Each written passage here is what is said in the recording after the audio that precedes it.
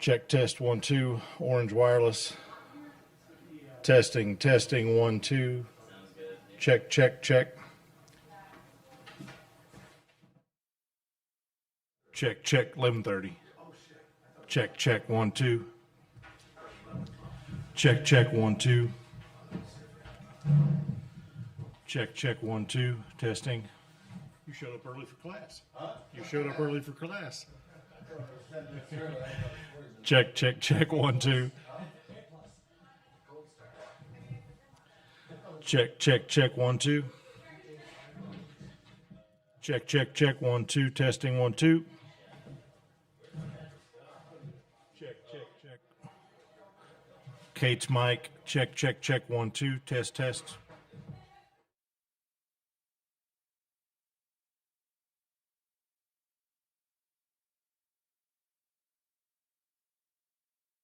And then we got me right here. I have a question, Jesse. When do we start? 11:30. Awesome.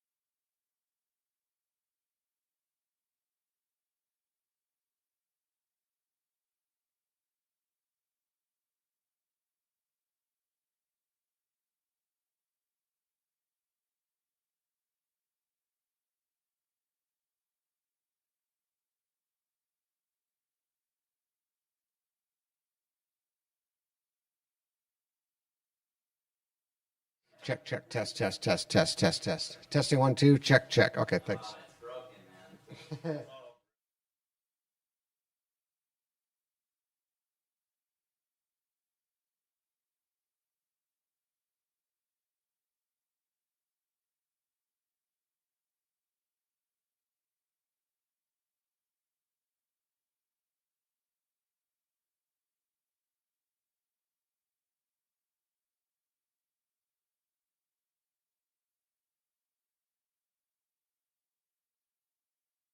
This guy. Hola, ¿cómo estás, Whirlwind?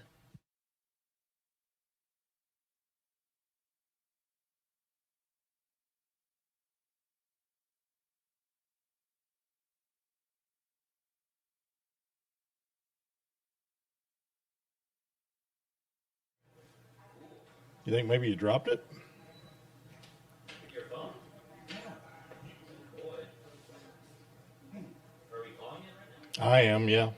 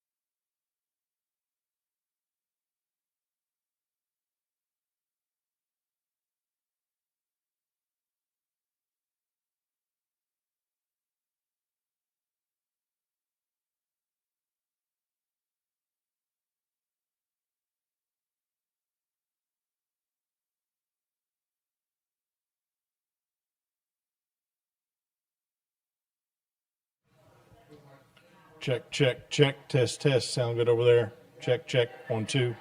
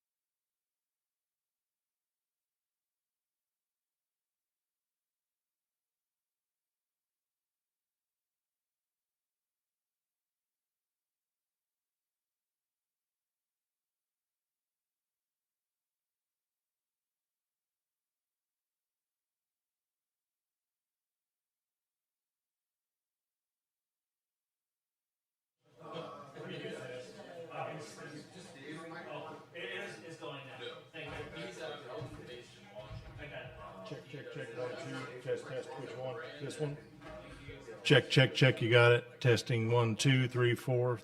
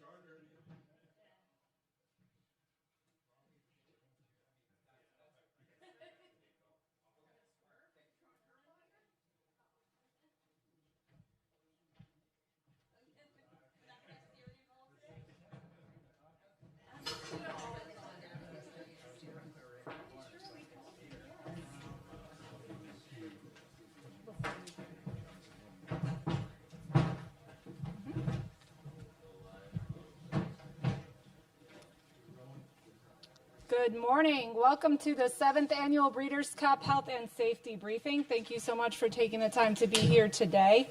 Just a reminder, please silence your cell phones if you have them on. Well, that did happen yesterday, didn't it? Just a few ground rules. The briefing remarks and the Q&A are all on the record. We're going to hold the Q&A session at the end of the remarks, so just hold your questions until that point. When you are ready to ask a question, please state your name and outlet, and we'll have microphones as well, so if you can just wait on those.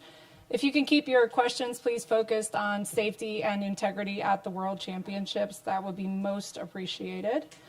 Today with us, we have Drew Fleming, President and CEO of Breeders' Cup, Josh Rubenstein, President of Del Mar Thoroughbred Club, Dora Delgado, Executive Vice President and Chief Racing Officer, Dr. Will Farmer, co-lead of the Breeders' Cup vet team, Scott Cheney, Executive Director of the California Horse Racing Board, Lisa Lazarus, CEO of HISA, and Kate Middlestat, Chief of Operations for HIWU. With that, I will turn it over, Drew, to take it away. Great. Thank you. Can everybody hear me? Perfect. Thank you, Claire, and good morning, everyone. I appreciate you all being here today. Welcome to the 7th Annual Breeders' Cup Health and Safety Briefing. We hold this meeting every year because it's a transparent and constructive dialogue on safety and is vital to our sport and to the trust we share with the horsemen.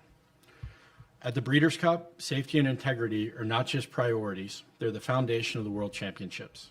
Each year, we bring in an international network of highly respected veterinarians, track experts, and team members who dedicate months of preparation to ensure our horses arrive healthy, our racing surfaces are consistent, and our competition is fair.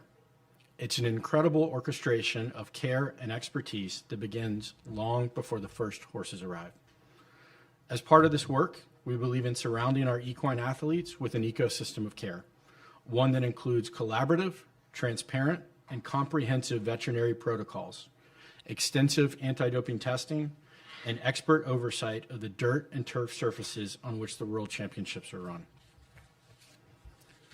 Our collaboration with HISA and HIWU continues to raise the bar through the uniform regulations, out-of-competition testing, and data-driven oversight. And this year, the industry's collective investment in research and technology is helping us take the next steps in advancing equine health, work that Dora Delgado and Dr. Farmer will discuss shortly. None of this happens without the extraordinary people in this room. I want to personally thank Josh, Dora, Will, Scott, Lisa, and Kate, along with our partners at the CHRB and the Del Mar Thoroughbred Club for their steadfast commitment to simply doing things the right way. As we look ahead to another unforgettable weekend of world-class racing, let's remember what unites us: a shared passion for excellence, integrity, and above all, the safety and welfare of the horses that make it all possible. Josh, thank you again for your partnership and for everything you and your team do each day to uphold those values here at Del Mar. Thanks, Drew. I'd like to welcome everyone to Del Mar. Thank you for joining us as we get ready for the 2 best days of thoroughbred racing in the world.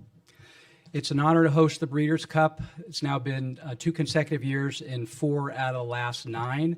Each year, we've delivered large crowds, strong wagering across the world and on track. And of course, we've received another warm welcome from the city of Del Mar and the greater San Diego community. Del Mar's top priority continues to be the safety of our equine and human athletes. It is at the core of everything we do. And while there's always more work to be done, we're very proud of the progress we've made, and Del Mar is among the safest racetracks in the country. Achieving these results has been a group effort, not only at Del Mar, but throughout California, led by our regulators, the CHRB and HISA, our partners at the Thoroughbred Owners of California, and of course, all the men and women who take such great care of our horses. We're also fortunate to have a tremendous veterinary team led by Equine Medical Director, Dr. Jeff Blea. Our racing departments work diligently to ensure that every horse entered here is fit and ready to race. Our racing services are managed by 2 of the best in the business, Dennis Moore handling the main track and John Began overseeing the turf course. We're excited to get things started, and we're looking forward to a safe and successful World Championships. I'll now turn things over to Dora Delgado, Chief Racing Officer at the Breeders' Cup. Thanks, Josh. We're excited to be here working with you and your team again this year. As Drew and Josh have both mentioned, we're proud of the safety and security protocols Breeders' Cup has built around the World Championships as we continually seek to establish, ensure our contenders are as safe and successful as possible. Each year, our veterinary team conducts a comprehensive review to identify potential improvements and explore new innovations that can enhance our examination protocols and strengthen coordination among our team, attending veterinarians and regulatory officials. This year, we're excited to have added three new components to our comprehensive safety exams and related procedures. And I'll let Dr. Farmer get into more of the specifics on these new tools, but I think it's important to acknowledge that the Breeders' Cup and the industry as a whole are investing in and benefiting from ongoing innovation and new equine health studies that are underway as we seek to strengthen the all-important ecosystem of care that surrounds each of our equine athletes. As part of those protocols, all Breeders' Cup runners are required to be on site at Del Mar for security check-in by 11 a.m. Tuesday, October 29th. All arrived safely and were checked in on time. An experienced team of equine investigators is on the ground monitoring the barn area, aided by high-definition cameras and in coordination with the CHRB and HISA officials. As in years past, Dr. Mick Peterson and his team are out here keeping an eye on the racing surfaces, measuring for consistency, cushion, and depth, and communicating daily readings to our trainers, riders, and other relevant connections. The Del Mar team maintains great racing surfaces year-round, and we thank them for their constant oversight and best-in-class maintenance. I'd like to acknowledge also the entire Breeders' Cup veterinary team to not only thank them for being here and for their great collaboration with Del Mar and CHRB, but also for their efforts in reviewing our possible starters list in their home jurisdictions, which started this process before those horses ever shipped to Del Mar. They've taken on a significant amount of additional work on our behalf, and we really appreciate their efforts. And with that, I'll hand it over to Dr. Will Farmer to tell us more about what the Breeders' Cup vet team has been working on this week. Thank you, Dora. I would like to start with just reiterating what has Dora just mentioned regarding our veterinary team, which has over 21 individuals who are here at Del Mar to serve with the singular goal of protecting our equine athletes as they prepare to compete in this year's championships. The extraordinary collaboration between numerous racing jurisdictions, both international and domestic, is essential to the sheer volume of horses that participate over the next couple of days. To those jurisdictions and organizations who have generously approved their senior veterinary staff to be part of this event, we thank you.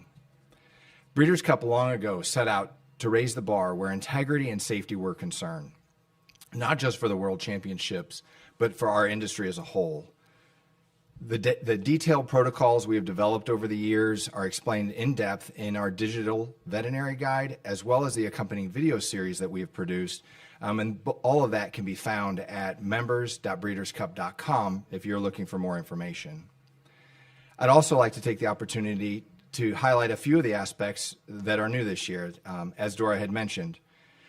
New this year, we'll be incorporating the use of SLAPE AI technology in select cases that require gait assessments.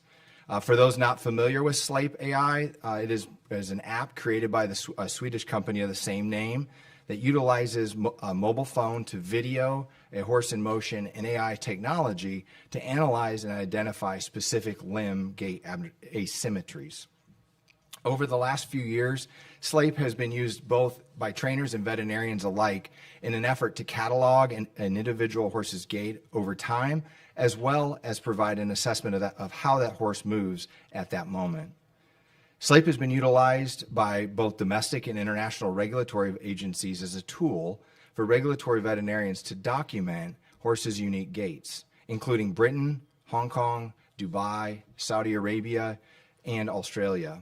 All of our team has access to SLAPE, and as well as previous videos if they're available on specific participants for their analysis. The information learned from SLAPE analysis will be considered when evaluating the horse's gait, but is not a determining factor. The determining factor. And while we continue to make headway in identifying and preventing lower limb injuries, As an industry, we simultaneously work to understand the factors associated with equine exercise associated or sudden death syndrome, also known as EASD.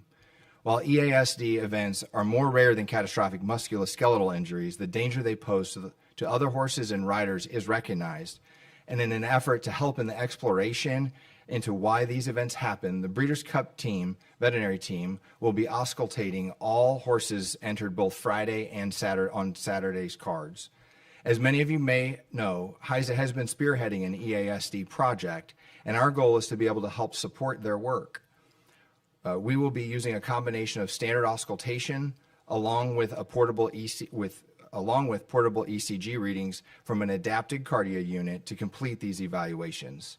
With HISA's support, any cardiac rhythm abnormality will be reviewed by equine cardiac specialists along with the horse's attending veterinarians to help to provide a diagnostic plan for that horse. Finally, we're also excited to welcome a new piece of diagnostic imaging called the Smart-C Mini-C X-ray unit. Turner Imaging Systems has been kind enough to bring a unit to Del Mar for the championships so that in the unfortunate event where emergency orthopedic surgery would be needed, this state-of-the-art imaging tool would be available to Dr. Ryan Carpenter, a board-certified equine orthopedic surgeon. This lightweight, battery-powered, and wireless unit will allow for intraoperative imaging to best ensure the most successful outcome possible is achieved. And with that, I will turn it over to CHRB Executive Director Scott Cheney to discuss CHRB's role. Thanks, Will. The role of a regulator is a difficult one. I mean, partly because I feel obligated to wear a suit to something like this and nobody else has to, but well, you're a regulator as well, huh? One doesn't become a regulator to be popular or even seek praise for one's work. A regulator's first goal is to promote safety, integrity, and fairness. Much of the time, this requires working with licensees and stakeholders toward these shared goals, but oftentimes it requires discipline and sanctions to underscore these objectives. On a deeper level, regulators try to create an environment in which the horse racing industry can succeed. This is often a high-wire act and occasionally draws criticism. Okay, more than occasionally.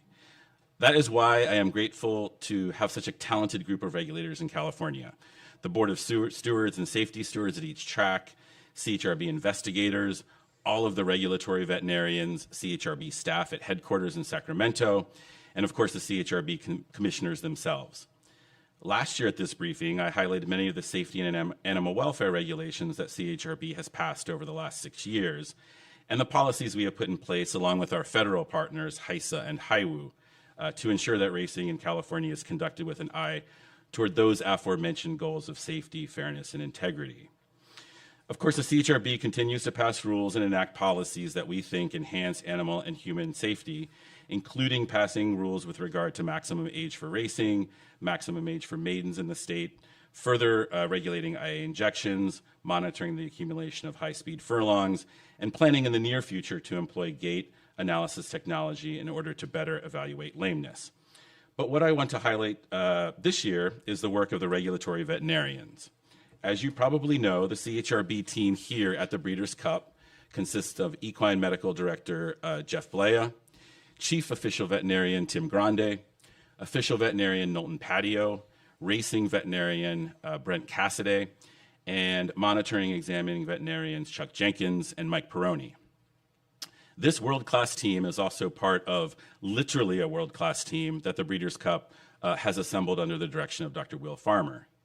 After the events of 2019 in California, the chairman of the CHRB, Dr. Greg Ferraro, himself a well-respected veterinarian, has consistently warned me that there will come a point in time, as those events fade into the rearview mirror and California becomes a leader in racing safety, that continuing to effectuate change will become more difficult because the industry will become less worried about the existential threat from 6 years ago. One manifestation of that complacency is criticism of regulatory veterinarians, in particular, criticism associated with scratches for unsoundness on both a day-to-day basis, but more to the point, Breeders' Cup entries. Over the last few years, the media has joined that pushback, airing and writing about the grievances of connections who have had horses scratched. Moreover, my counterparts in other states are dealing with pushback from owners and trainers in which challenging the reg vets has become an epidemic. About this issue, I say this. 1, regulatory vets are increasingly difficult to find. In large part, this is due to the difficult conditions in which they have to work. And 2, such criticism is most entirely unhelpful and, more importantly, inaccurate. California is profoundly fortunate to avail itself of the expertise of its equine medical director, Dr. Jeff Blea. As a few media outlets pointed out at our October CHRB meeting 2 weeks ago, Dr. Blea delivered the highlights of a comprehensive analysis of scratches in California, in addition to avoided claims for post-race unsoundness. Some examples of the statistics he provided are, 1, there were 23 horses scratched in the post-parade last fiscal year. It took an average of 108 days for those horses to return to the races, where it took their cohorts an average of 39 days, nearly a third of the time. In fact, nearly half of those scratched in the post-parade last year have not returned to the races. And secondly, of the 803 claims in California last fiscal year, 109, or 13%, were voided post-race. Of those 109, nearly half have failed to return to the races, and the other half took an average of 148 days to return to racing, compared to the 28 days it took 95% of their cohorts to return to racing. In other words, this is all to say that regulatory veterinarians are exceedingly accurate at identifying at-risk horses. Will an otherwise sound horse be scratched on occasion? Absolutely. However, the statistics demonstrate that this is exceedingly rare, and I am certain that it is entirely worth it when compared to the risk and cost to the horse racing industry if a questionable horse is permitted to run, much less suffers a catastrophic injury. Make no mistake, the scratch of a Breeders' Cup entrant is heartbreaking for the connections and fans, but criticism of the regulatory vets is